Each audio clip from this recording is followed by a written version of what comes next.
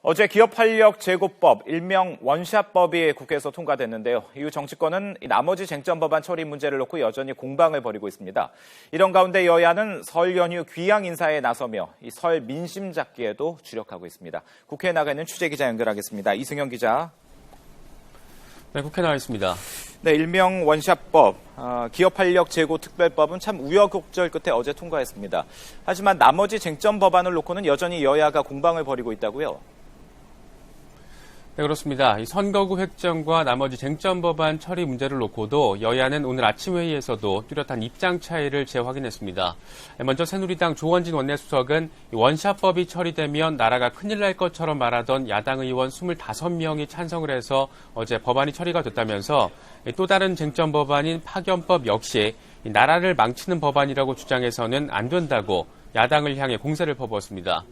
이어서 선거구 획정만 하고 나머지 쟁점 법안을 처리하지 않는 19대 국회는 있을 수 없다면서 야당을 향해 북한 인권법 등 쟁점 법안 처리를 압박했습니다.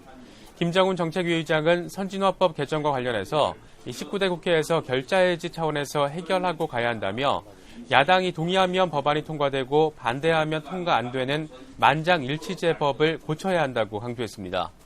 하지만 더민주는 원샷법 처리 과정에서 문제가 많았던 근본적인 이유는 여당에 있다고 받아쳤습니다. 김종인 비대위원장은 여당이 지나치게 선거구를 법안과 연계해서 이 같은 현상이 발생했다면서 이제 선거구 획정을 제대로 논의해 유권자들과 예비후보들에게 혼란을 줘서는 안 된다고 말했습니다. 그러면서 여야의 원만한 합의가 되지 않으면 이 정의화 의장이 단독 권한으로 이 선거구 획정을 추진하겠다고 한 만큼 각종 쟁점 법안도 여야가 전향적 자세를 가지면 수용할 수 있을 거라고 생각한다고 강조했습니다.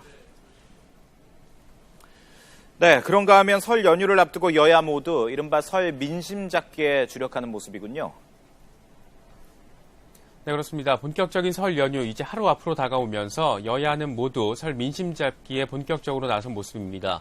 먼저 새누리당 김무성 대표와 부산 지역의 지역구를 둔 현역 의원들은 오늘 오후에 부산역을 방문을 해서 귀성객을 맞이한 뒤에 김 대표의 지역구에 있는 영도구의 한 시장을 찾아서 시민들을 만날 예정입니다.